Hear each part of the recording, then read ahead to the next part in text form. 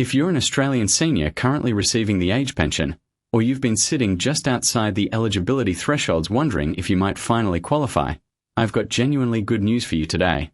From the 20th of September 2026, 3 confirmed changes are landing that could mean more money in your pocket, whether that's through a straightforward payment increase, newly expanded eligibility thresholds, or a change to how your income gets assessed.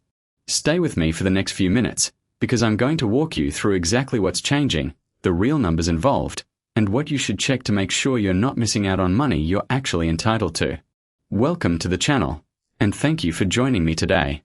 Every video here is built on the actual confirmed Centrelink figures and official guidance, so you always know exactly where you stand rather than relying on guesswork or outdated numbers.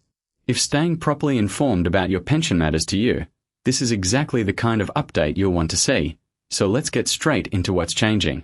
Change number 1, and this is the one most people are watching closely, the standard indexation increase to the age pension rate itself. Centrelink reviews and adjusts age pension payments twice every year, in March and in September, based on movements in the cost of living. From the 20th of September 2026, the full rate of age pension is increasing to $1,237.70 per fortnight for a single person, an increase of $36.80.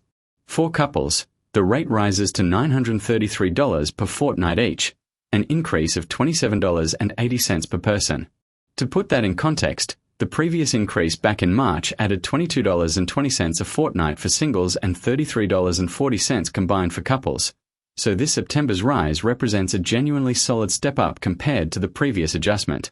I want to be clear about something important here. If you're already receiving the age pension, this increase is applied completely automatically.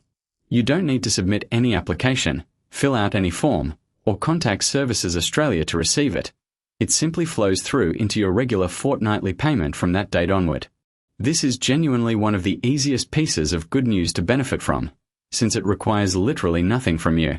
Change number 2 involves the income and asset test thresholds that determine how much age pension you're eligible for if you're receiving a part pension rather than the full rate, and this is where things get genuinely interesting for anyone who's been sitting just outside the cutoff. I want to explain the 2 different halves of the means test clearly, because understanding both matters here. The assets test looks at what you own, your savings, investments, and superannuation, excluding your home if you live in it. The income test looks at what you actually earn, including deemed income from your investments. Here's the important nuance for this particular round of changes. The lower thresholds, meaning the limits for receiving the full age pension, are not changing on the 20th of September. Those remain at $333,000 in assets for a single homeowner, $600,000 for a single non-homeowner, $499,000 for a homeowner couple, and $766,000 for a non-homeowner couple. If you're already receiving the full pension, these particular thresholds staying steady simply means your full entitlement remains protected. But here's where the genuinely good news comes in specifically for part pensioners, or for anyone who's previously been assessed as having too much in assets or income to qualify at all. The upper thresholds, the limits that determine whether you receive any part pension whatsoever before it cuts off completely to zero, are increasing. From the 20th of September, a single person will be able to have assets up to $745,750, or up to $1,012,750 if you don't own your home, before your part pension reduces to zero entirely. On the income side, a single person will be able to earn up to $2,701.40 a fortnight before their pension cuts off completely. Why does this matter so much? If you've previously been told you have too many assets or too much income to receive any age pension at all, this threshold increase could genuinely change that outcome for you. Statistics from the Centre of Excellence in Population Aging Research show that around a third of part pensioners are limited by their assets, while roughly 2/3 are limited more by their income, meaning both halves of this threshold increase have real potential to bring previously ineligible retirees into part pension eligibility for the very first time. If you were narrowly missed out before, whether due to your super balance, an investment property, or other income, it's genuinely worth checking your eligibility again after the 20th of September, because thresholds move twice a year, and plenty of newly eligible retirees each round weren't receiving any Centrelink payment beforehand at all. Change number 3 relates to deeming rates, which play a crucial role in how your income gets assessed for the age pension. particularly if you hold savings, shares, or other financial investments. Here's a quick explanation for anyone unfamiliar with how this works. Rather than assessing the actual return you earn on your financial investments, Centrelink applies a deemed rate of return instead, essentially an assumed percentage they use to estimate your income from those assets for the income test, regardless of what you're actually earning in reality. These deeming rates are reviewed at the same time as the September indexation, and this matters because these rates were held frozen at historically low levels from 2020 all the way through until that freeze was finally lifted back in July 2025. National Seniors Australia, a leading advocacy organisation for older Australians, has specifically called for any further changes to deeming rates to be introduced gradually, precisely to avoid placing additional pressure on pensioners already managing higher cost of living pressures. While the exact deeming rate outcome for this September round wasn't fully locked in at the time of my research, the fact that this is being reviewed alongside the indexation increase, with advocacy groups actively pushing for a cautious, gradual approach rather than a sharp jump, is worth watching closely, since your deeming rate directly affects how much income Centrelink assumes you're earning from your savings and investments, which in turn affects your pension amount under the income test. I do want to mention one important caveat here for complete accuracy and balance, because not every change taking effect on this date is positive news for every single pensioner.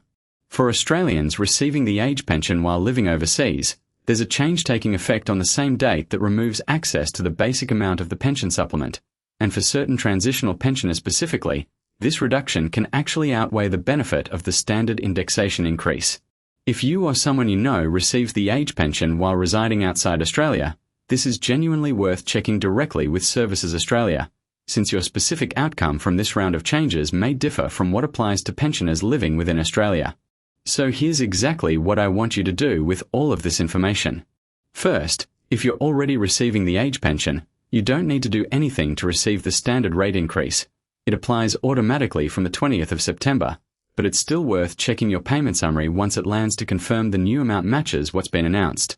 Second, if you've previously been assessed as ineligible due to your assets or income sitting above the old thresholds, use the updated figures, up to $745,750 in assets for a single homeowner, or the equivalent income threshold, to reassess whether you might now qualify for a par pension for the very first time. Third, if you hold savings or investments subject to deeming, keep an eye on any confirmed changes to deeming rates alongside this indexation round, since this can meaningfully affect your income test outcome even if your actual investment returns haven't changed at all. And fourth, if you're at all unsure exactly where you stand under these updated thresholds, Services Australia provides tools directly through MyGov to check your specific situation, and independent resources like the Age Pension Calculator tools available through retirement planning websites can also give you a useful, non-binding estimate before you formally reapply or request a reassessment. I want to leave you with this thought before we wrap up. Centrelink thresholds and payment rates move twice a year, every March and every September, and it's genuinely easy to assume that because you didn't qualify last time, or your payment amount has stayed roughly the same for a while, nothing has changed for you. But as we've walked through today, these threshold movements can genuinely open the door to new eligibility, or boost an existing part pension, in ways that are easy to miss if you're not actively checking each round. That brings us to the end of today's update. If this helped you understand exactly what's changing and whether it might affect your own pension, please hit that like button. It genuinely helps this information reach more Australian seniors who could benefit from checking their eligibility again. Drop a comment below and let me know if you've been sitting just outside the thresholds previously, or if this is prompting you to check your eligibility for the first time. I'd love to hear how this update lands for you. And if you haven't already, subscribe to this channel and turn on your notifications, because we'll keep tracking every Centrelink change as it's confirmed. Thank you so much for watching, take care of your finances, and I'll see you in the next one.